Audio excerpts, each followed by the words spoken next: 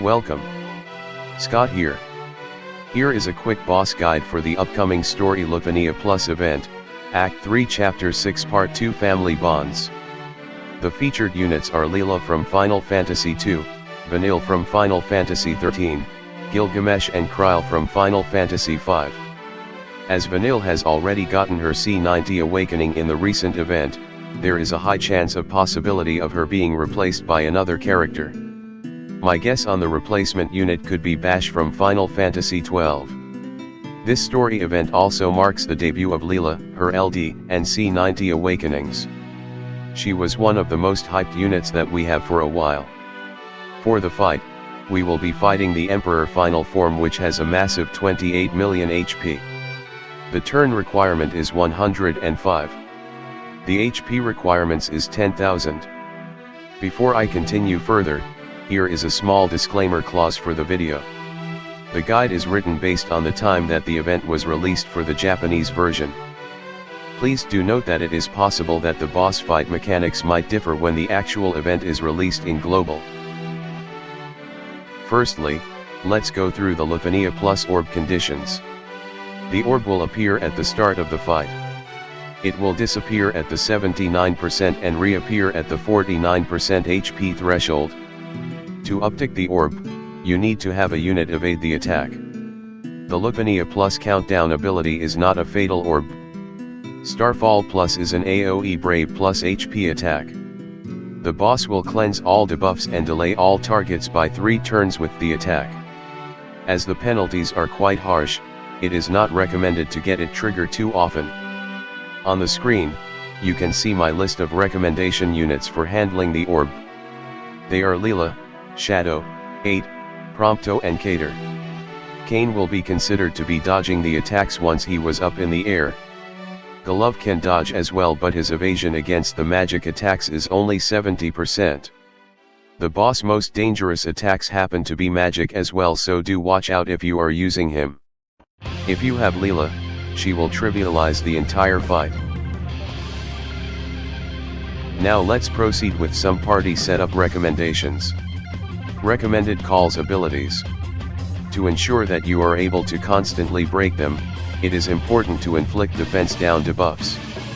Example of calls abilities that inflict defense down are Ferris, Titus, Jack, and Vanille. As the boss has a huge amount of HP damage up debuff calls like Karasame, Gabrin, Ignis, Maria, Lily-Set, and Fran are useful. Although a bit trickier to use, Aura type HP damage up calls like Sid and Kimari are also viable. A lot of the recent released LD units have accompanied HP damage auras. As the orb requires you to evade the attack from the boss, you can bring an evasion call. They are Cater, Edge and Shadow. But do take note, these calls doesn't guarantee 100% evasion. Next, I will be covering units that will be useful to handle the fight mechanics. Like other LUFENIA Plus events, it is always recommended to bring supports for their aura and buffs. They are Garnet, Leila, Horum, Setzer, Agrias, Katse, Queen, Ishtala, Bartz, Lena, Lyud, and Sarah. A green BT plus Garnet will definitely help to open up a lot of team comp options. Leila will probably be one of the support mainstays for a while if you manage to get her kit. As the boss can gain tremendous amounts of brave, and if you are playing the non-delay game, damage mitigation is highly recommended. Options include Snow, Core, Gladiolus, Basch, Beatrix, Orin, Zack, and A. Recently C90 evasion tanks like Pt.2 and Cater are also useful here. If you are using a lock tank like Snow or Zack, make sure you have evasion call on them so that they can evade the boss buff dispel attack. Due to the massive amount of HP that boss has, you probably need a lot of hard hitters. You can consider bring Gilgamesh, Locke, Noctis, Machina, Noel, Jegran, Jet, Tifa, Galvez, or Sid Reigns. Damage boosters like Kais, Lena, Selpha, Ash, and Ursula are also useful additions for the fight. Lena and Selpha will also help a lot with their debuff evasion utility. Ash can help to charge up the EX with her Queen's Order. As the boss can warp its turn at certain HP thresholds and gain lots of consecutive turns, having a counter utility is very important. Other than Vanille, Ace, Varian, Leon, Maria, and Trey are also useful options to consider. If you don't want to evade, you can also consider blinding the boss with blind debuffs. Except for Kumari's total blindness, all generic blind debuffs have 50% chance of the boss miss its attack. On the screen, you will see a timeline showing the HP thresholds triggers that you need to watch out for. The LUFENIA aura and stats boosts are triggered at the start of the fight and 79% HP threshold. The LUFENIA plus orb will trigger at the start of the fight, disappear at the 79% and reappear at 49%. At the 69%, 49%, and 29% HP thresholds, the boss will warp its turn and gains 2 consecutive turns after the warp turn. This can be dangerous if you don't have traps or counters to negate the brave the boss could gain in those turns. At the 49% HP threshold, the boss will use Curse to set 5-frame debuffs on your party. The key attacks that you need to watch out for is the Recast ability and the Countdown ability. The Recast ability is a standard AOE BRV+HP with 1 turn delay effect. The Countdown variant is an AOE BRV+HP attack with debuff cleansing and 3-turn party-wide delay. The boss has a standard attack cycle before it uses its recast, which I will discuss more in the subsequent slides. Overall, the fight can be relatively easy if you have Leila. If you don't have Leila, the fight will be considerably harder. Compared to the recent bosses, the boss has a massive HP pool of 28 million. However, if you have been building your roster diligently and have a couple of green BT plus units, this fight should be pretty much manageable. As the orb requires you to evade an attack, it means you need to give boss turns. So make sure you pace yourself so that you don't accidentally trigger the orb. Now let's proceed with the boss mechanics proper. Like the previous LUFENIA Plus fights, the boss will gain big stats boosts, brave damage, and brave gain reduction auras when you deplete their HP to a certain threshold. The threshold's trigger for this fight is at the start of the fight and the 79% HP threshold. At the start of the fight, it will boost its defense stats by 200%. At 79% HP threshold, it will further boost its defense stats to 300%. The maximum brave damage reduction auras is 80%. The maximum brave gain reduction auras are 80%. To handle against the brave reduction auras, you can use brave damage up calls like Jack, Sephiroth, or bring a support that have brave damage up like Lena. Alternatively, you can also use the enchant and imperil strategy to hit the enemies for elemental weakness damage. Now, I will be covering the boss key mechanics in detail. On this slide, you will see the boss 2 key form of HP attacks, the Starfall and its plus variant. Let's talk about the recast variant first. The boss will start off with 25% of its recast gauge filled. After 3 turns, it will fill up its recast gauge and it will use the ability. Starfall is an AOE BRV+HP attack that delays all target turns by 1 turn.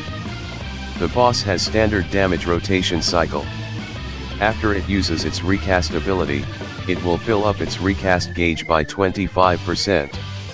On the next turn, it will use its standard brave attack. On the second turn after using recast ability, it will use Blood Rod, a single target melee brave attack. It will restore HP based on the brave damage dealt. You will see black cloud with reddish hue emitting from the attack. On the third turn before its recast gauge is filled, the boss will use flare attack. It is a single target magic brave attack. If it hits the target, it will dispel all buffs. You will see dark blue orbs falling from the sky. If you are using a lock tank for the fight, make sure you have debuff evasion call on the unit to avoid having their precious buffs dispelled by the attack. Now let's proceed to the countdown variant. Starfall Plus is an AOE BRV+HP attack. The boss cleanses all debuffs and the attack will delay all targets by 3.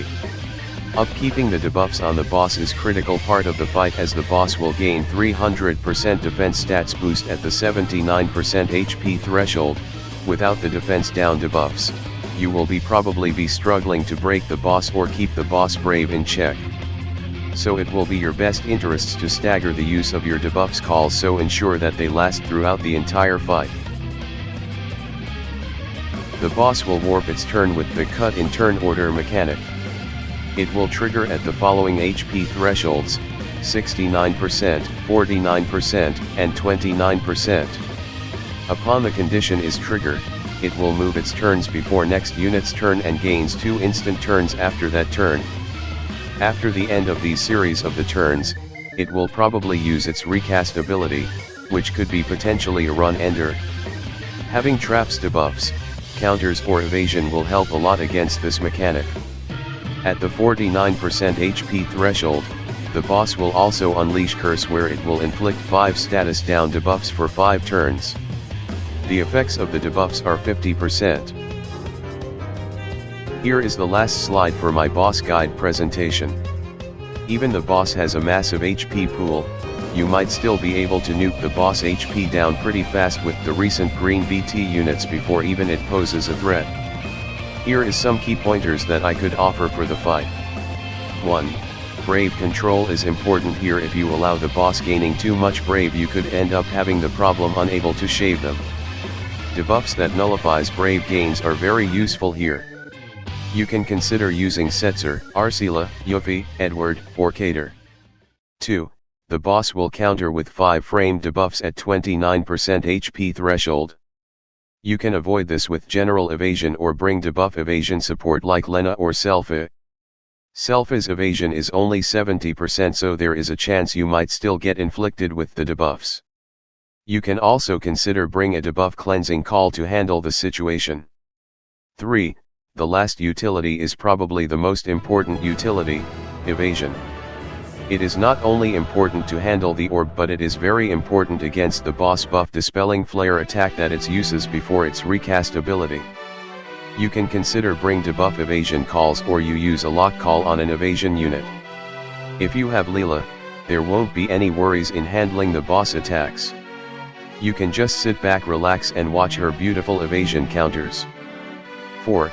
To evade the attack, you need to give boss a turn. So make sure you pace your turns well. Try to avoid any unnecessary triggers of the boss countdown ability. I have come to the end of my boss guide presentation. Hopefully you find it useful. If you like the video, please give a like. Please subscribe to my channel for future gaming content. Good luck for the fight tomorrow. Bye.